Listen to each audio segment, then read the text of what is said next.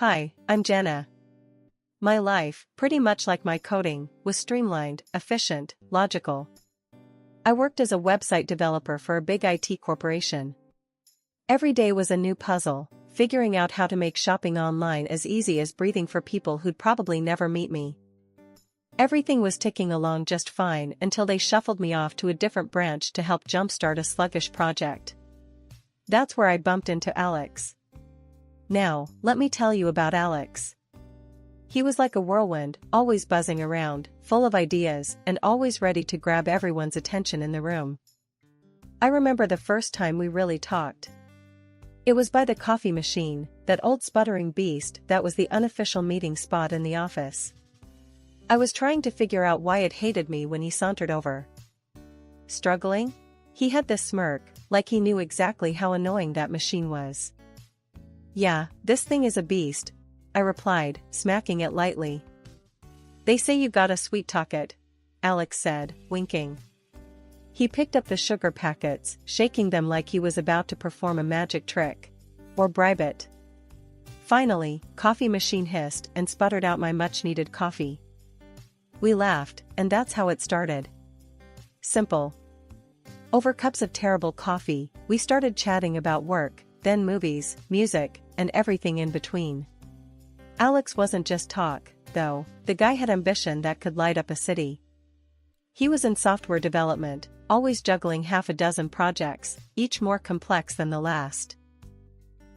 A few weeks in, he asked me out. Not in a sweet, shy way.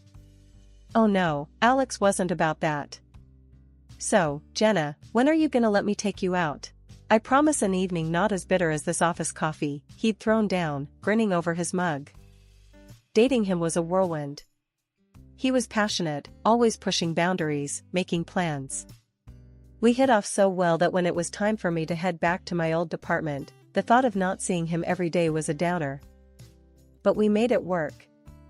Long calls, weekend visits, and constant messaging filled the gaps until he proposed a year later. It was as direct as our first date invite. I laughed, cried a bit, and said yes. Soon, I met Alex's mother, Judith, a warm and inviting woman who welcomed me with open arms. Our connection was instant, bonded over Sunday dinners and shared stories of Alex as a cheeky child. The wedding was modest but beautiful, held in a small garden with our closest friends and family. It was perfect, filled with laughter, good food, and dancing under string lights. After our wedding, Alex moved into my apartment. It felt like the start of something wonderful, with every evening a chance to dream together. Life with Alex was never dull. We'd spend our weekdays buried in work, me at my corporation, and him at his buzzing tech startup. When the weekend rolled around, we'd switch off our work modes. Sometimes, we'd just kick back at home, or we'd head over to his mom's place. It was on one of those lazy Sunday afternoons at Judith's, when Alex first brought up his big idea. We were lounging in her sunlit living room, Judith fussing around with some tea and cookies. Mom, Jenna, I've been thinking, Alex began, his eyes lighting up the way they did when he was onto something big. What if we started our own thing? A platform for manufacturers to sell their products directly to customers. I remember looking over at Judith, who just shrugged as if to say, "He's your husband, you deal with it." Alex, that sounds huge, I said, trying to keep my voice light. But starting something like that from scratch? It's a lot of money, a lot of risk. But think about the potential, Jen. We could build something amazing, all our own, he pressed, his enthusiasm bubbling over. I loved his passion, really, I did. But practicality was screaming in my ear. I know, love, but we need a solid plan. It's not just about having the idea, it's about making it work financially. Judith nodded, handing us our tea with a cautious smile. Alex leaned forward, his hands animated as he spoke. I've already looked into it.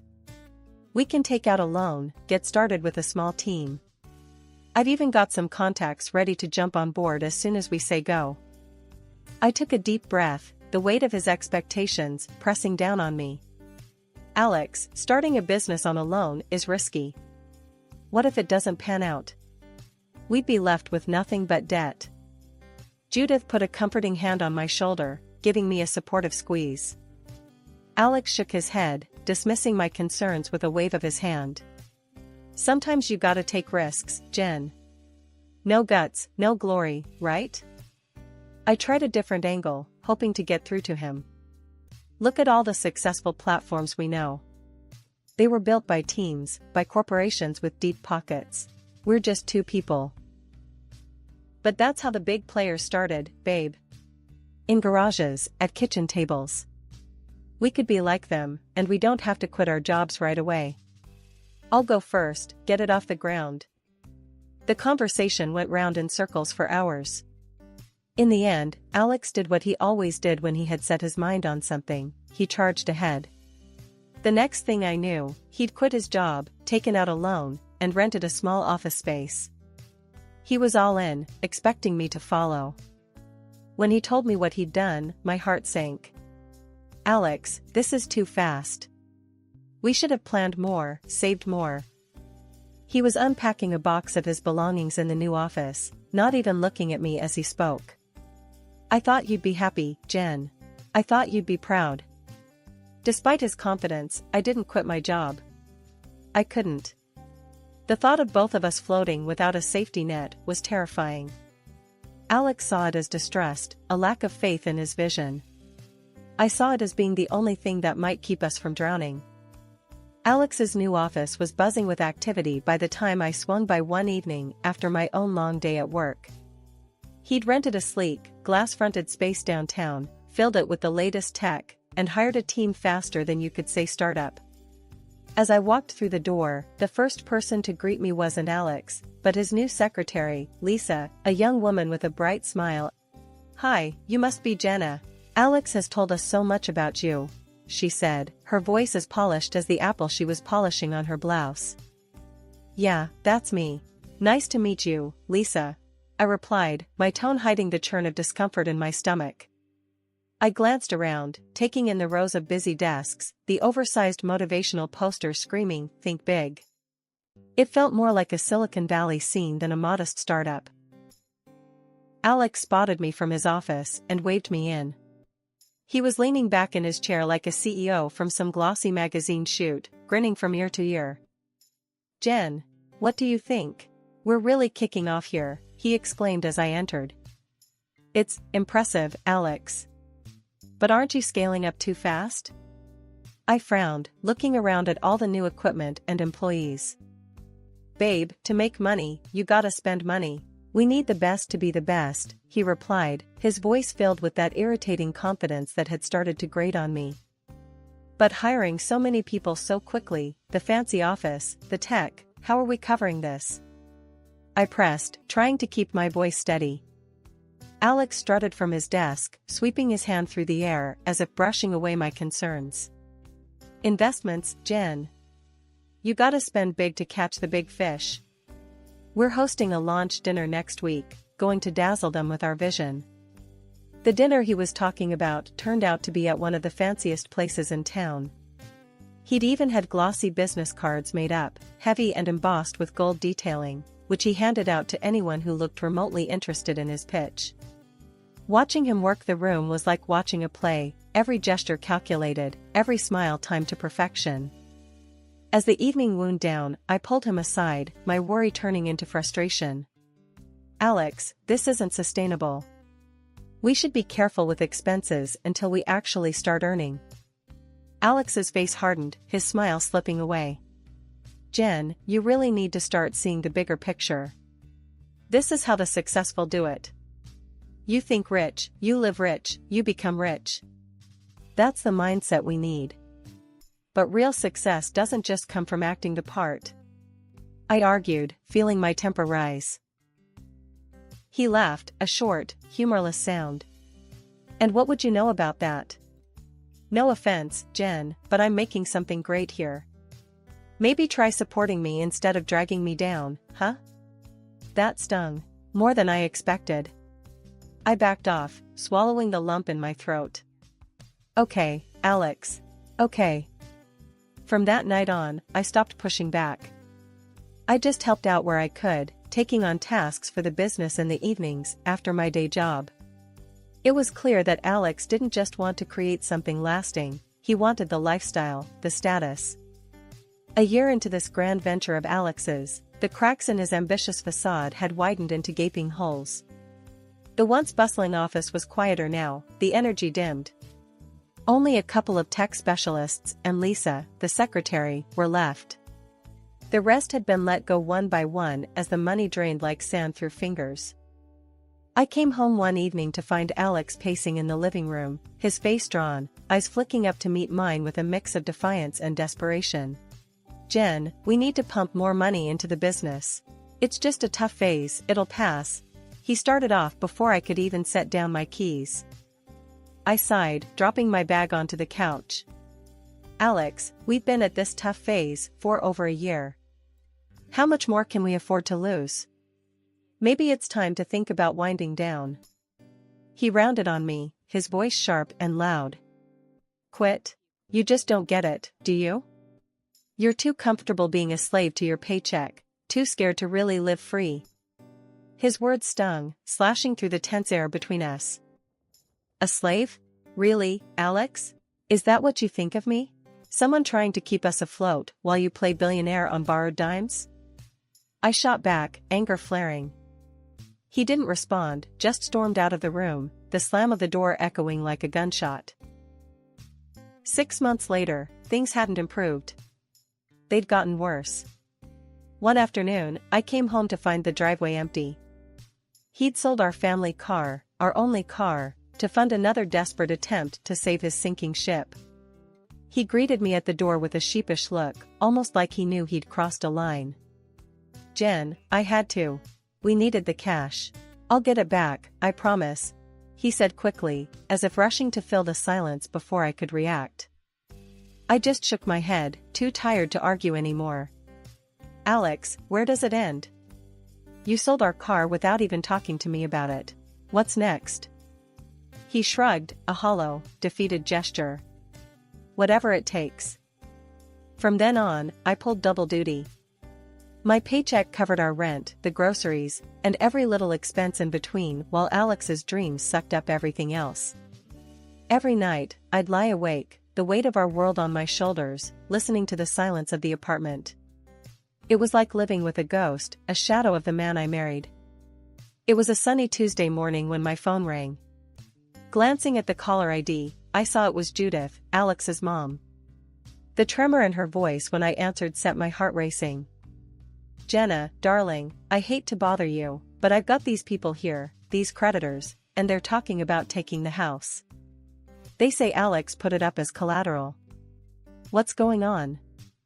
I froze, the phone nearly slipping from my grasp. "What? No, that can't be right, Judith. Let me handle this. I'll call you back soon." I hung up, my mind spinning. Alex had promised no more risks after the car incident. I waited all day for him to come home, rehearsing what I would say, how I would stay calm. But when he walked through the door, looking tired and disheveled, all my plans fell apart. "Alex, did you mortgage your mom's house for a loan?" I blurted out, unable to contain my anxiety. He tossed his keys on the table, avoiding my gaze. "Yeah, I did. We needed the cash flow to keep the business alive. It's going to pay off, Jen, you'll see." "How could you gamble with your mom's home?" I exclaimed, feeling my temper rise as my voice cracked with emotion. "It's not a big deal, Jen. This is how business works. You invest big, you win big. We're on the brink of something huge here," he argued, his voice firm, almost rehearsed. "But what about your mom? Where is she supposed to go?" My words were sharp, cutting through the air between us. Alex shrugged, a casual, heartless gesture that made me flinch. "She won't have to go anywhere. It's all legal stuff, nobody's going to throw an old lady out on the street.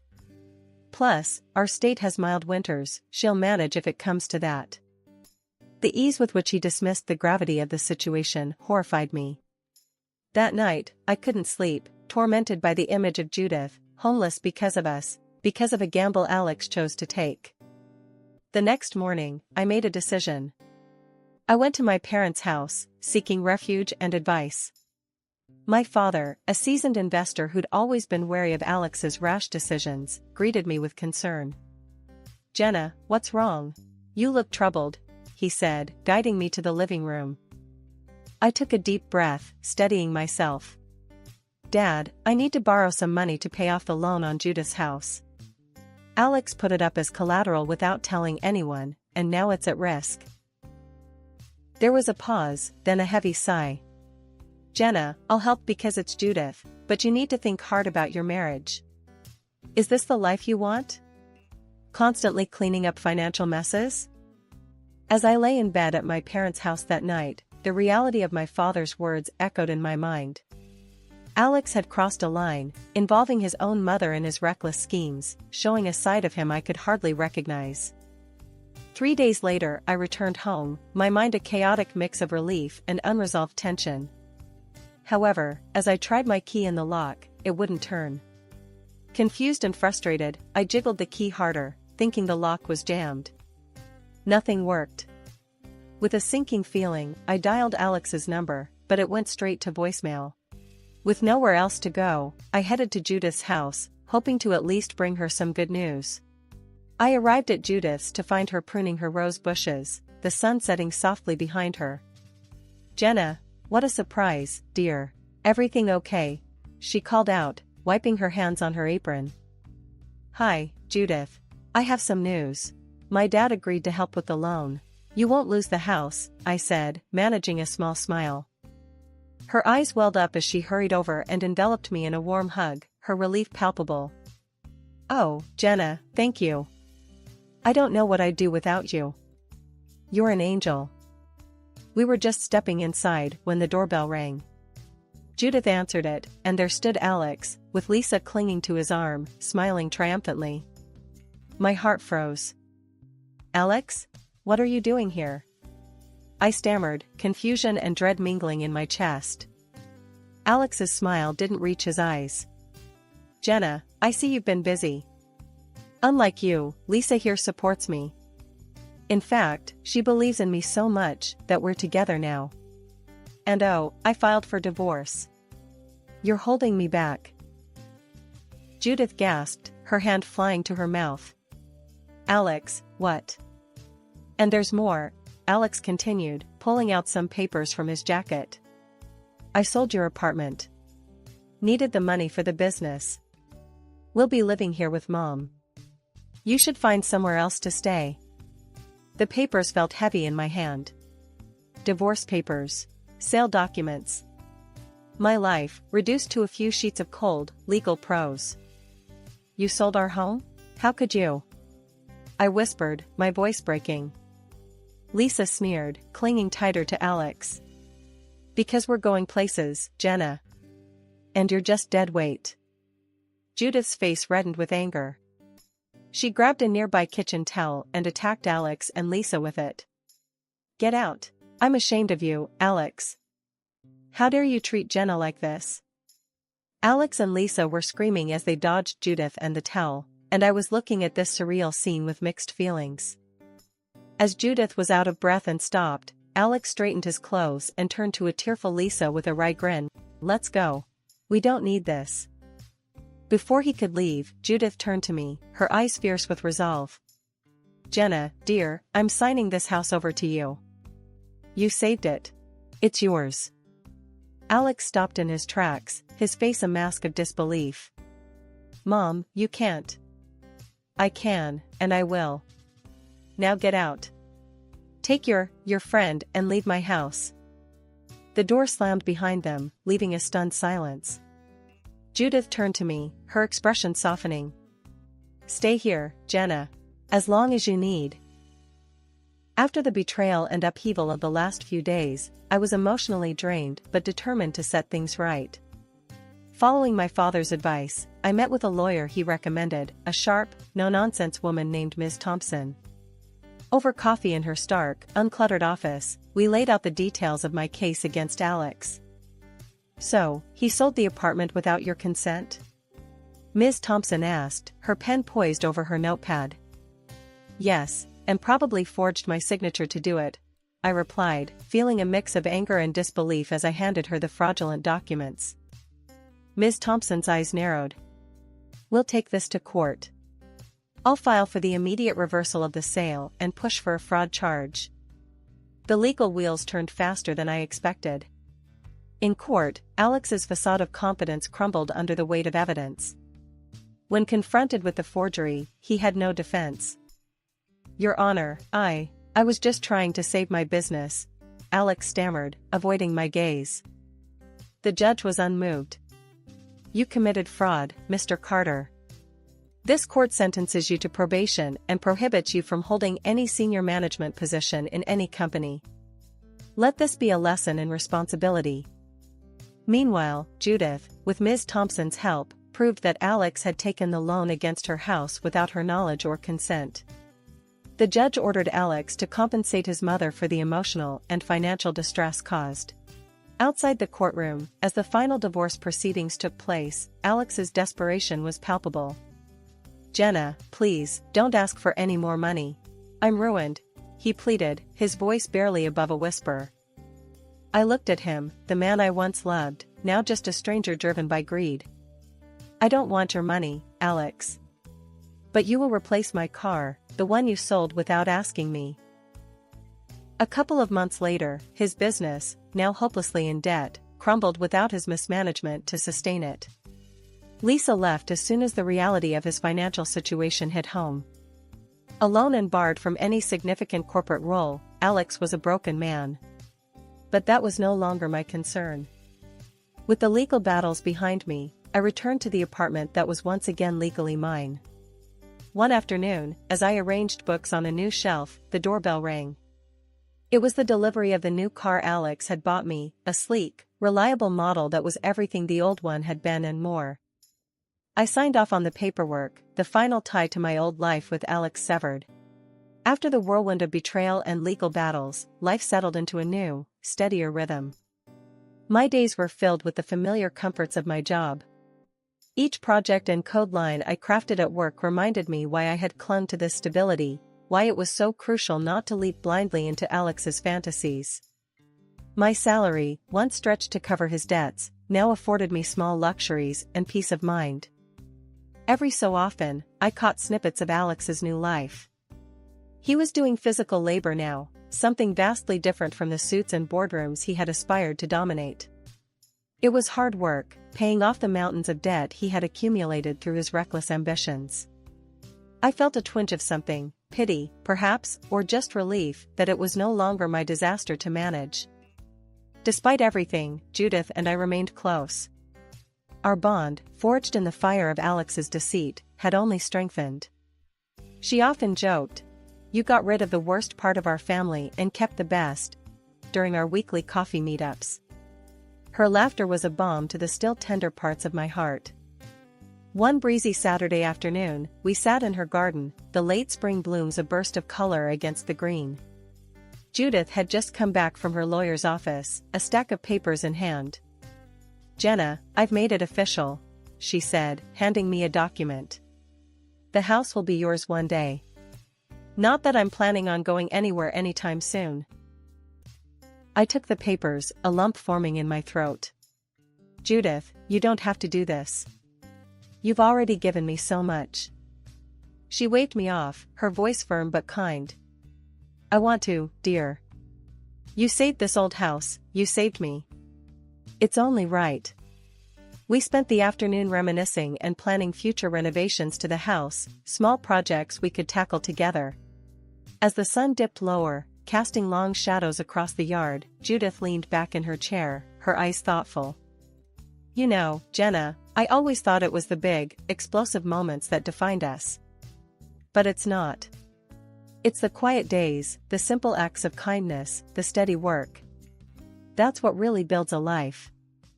Her words echoed in my heart as I drove home later. She was right. Life wasn't about the dramatic falls or the swift climbs, but about the steady, often unnoticed, day-to-day resilience. Back at my apartment, I looked around at the space that had once been a shared dream, now solely mine. It was quieter, simpler, less extravagant than Alex had wanted it to be, but it was real and it was mine. The next morning, as I prepared for work, I felt a deep sense of gratitude. Grateful for the job that had sustained me, for Judith's unwavering support, and for the lessons learned. I was grateful, too, for my own strength, which had carried me through the storm and out the other side.